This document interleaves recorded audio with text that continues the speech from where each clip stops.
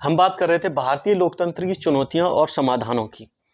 हम इसमें जो मेजर चुनौतियां थी वो यहाँ पे लिख ली थी।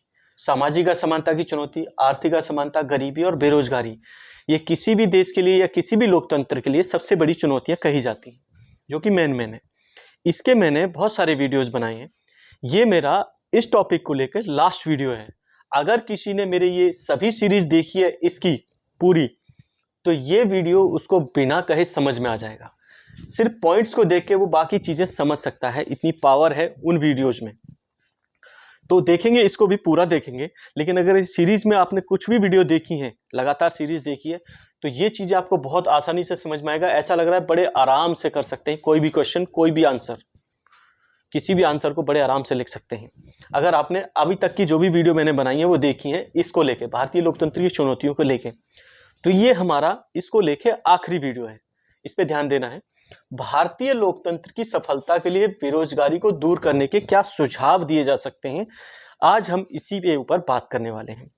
तो पहला सुझाव क्या हो सकता है? नंबर 1, कुटीर उद्योगों का विकास। अगर बेरोजगारी को खत्म करना है तो आपको कुटीर उद्योगों का विकास करना ही पड़ेगा, क्योंकि कुटीर उद्योग से क्या होगा, उस जनता के हाथ में पैसा जाएगा, उद्योग जाएगा और रोजगार जाएगा, जो कि बहुत सारे संसाधनों से महरूम है, बहुत दूर है। तो आप उसके हाथ में संसाधन देने वाले हैं जो पहले से बेरोजगार है और बहुत ज़्यादा दूर है आपकी योजनाओं से। तो अगर आप कुटीर उद्योगों के विकास पे ध्यान देगी सरकार, तो इससे बेरोजगारी अपने आप खत्म होने लगेगी। अगला है, विशेष वस्तुओं का उत्पादन केवल कुटीर उद्योगों में किया जाए। क्या है, बड़े बड़े उद्योगपति, जो उद्योग कॉरपोरेट घराने हैं, वो कोई भी काम कर सकते हैं, छोटे से बड़ा कुछ भी काम कर सकते हैं, किसी में भी पैसा डाल सकते हैं। लेकिन सरकार का ये फर्ज है कि कुछ विशेष वस्तुओं को सिर्फ कुटीर उद्योग में बनने के लिए परमिशन दी जानी चाहिए। मतलब उन्हीं के पास वो अधिकार हो, एकाधिकार हो कि इसके कुटीर उद्योग ही बना सकते हैं, उसमें बड़े कॉरपोरेट घरानों को रोक दिया जाए। कुछ इस तरह की पॉलिसीज बना दी जाए, जिससे क्या होगा कि उन कुटीर उद्योगों में जो भी लोग लगे हुए हैं उनका रोजगार छिनेगा नहीं और चीज़ें बेहतर होती चली जाएंगी। उसमें और ज़्यादा इम्प्लीमेंट करेंगे, बहुत सारे प्रयोग करेंगे और उसको और बेहतर बनाएंगे। लेकिन वहीं पे अगर बड़ी बड़ी कंपनियां उन्हीं चीज़ों को बनाने लग जाएंगी, तो बड़ी कंपनियों के पास संसाधन ज़्यादा होते हैं और वो बहुत बड़े लेवल पे बना डालेंगे और सस्ता बना डालेंगे उसको। इससे क्या होगा, लोगों के पास रोजगार छिनता चला जाएगा, जो भी हुआ भी है ऐसा। तो ऐसा नहीं करना है।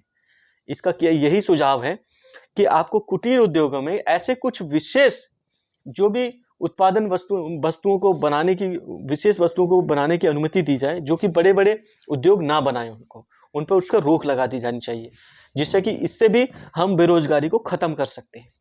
अगला है, आर्थिक सत्ता का विकेंद्रीकरण। मतलब धन और संपत्ति का इस तरह से विकेंद्रीकरण की जाए जिससे कि गरीब से गरीब और अमीर से अमीर को समानता के हिसाब से वो पैसा वितरित हो। ये नहीं कि आप अमीरों को बहुत ज़्यादा रियायतें दिए जा रहे हो, उनके एक कॉल पर भी आप करोड़ों रुपए माफ़ कर दे रहे हो और जनता को यहाँ 100 रुपये, 2-2 हज़ार रुपये भी माफ़ कराने के लिए आपके चक्कर काटने पड़ते हैं। तो ये चीज़ें बहुत ज़्यादा गड़बड़ कर रही हैं।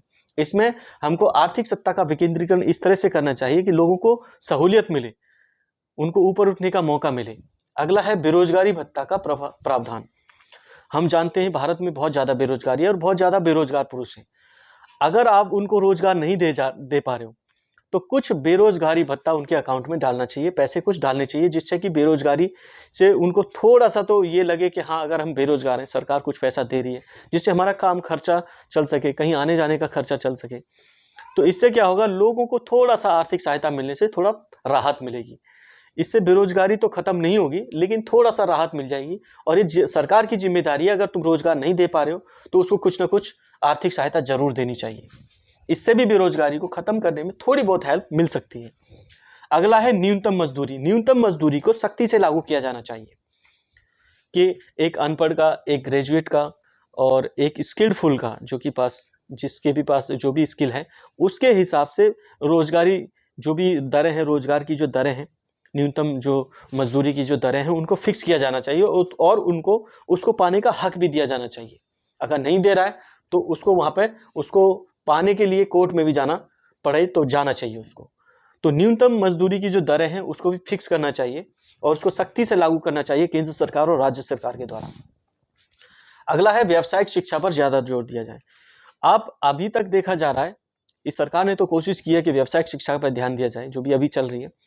इससे पहले जो भी सरकारें थी वो सभी साक्षरता पर ध्यान दे रही थी, मतलब शिक्षित किए जा रही थी, स्किल क्या होनी चाहिए, क्या काम सीखना चाहिए, क्या व्यावसायिक शिक्षा दी जानी चाहिए, इस पर कोई ध्यान नहीं दिया जा रहा था, ज़्यादा नहीं दिया जा रहा था।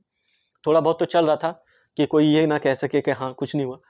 तो व्यावसायिक शिक्षा पे ज़्यादा ध्यान दोगे तो बेरोजगारी अपने आप खत्म हो जाएगी, क्योंकि जब व्यवसाय की शिक्षा किसी के पास आएगी तो वो किसी और के व्यवसाय में लगने की जगह खुद भी अपना व्यवसाय कर सकता है, और किसी और के में व्यवसाय में काम करेगा, नौकरी करेगा, तो भी वो बेहतर कर पाएगा, क्योंकि उसके पास उसकी व्यावसायिक शिक्षा होगी, उस जैसे व्यवसाय की उसके पास शिक्षा होगी जिसपे वो नौकरी लेने जा रहा है। तो व्यवसायिक शिक्षा पर ध्यान देने से भी भारतीय लोकतंत्र में जो बेरोजगारी का प्रभाव है वो खत्म हो सकता है, जो जो प्रॉब्लम आ रही है बेरोजगारी की वो खत्म हो सकती है। तो ये थे हमारे भारतीय लोकतंत्र की सफलता के लिए बेरोजगारी को दूर करने के सुझाव। आपको ये सीरीज और ये वीडियो कैसे लगे आप हमें कमेंट करके जरूर बताइएगा। मिलते हैं अगले किसी वीडियो में, आज के लिए इतना ही।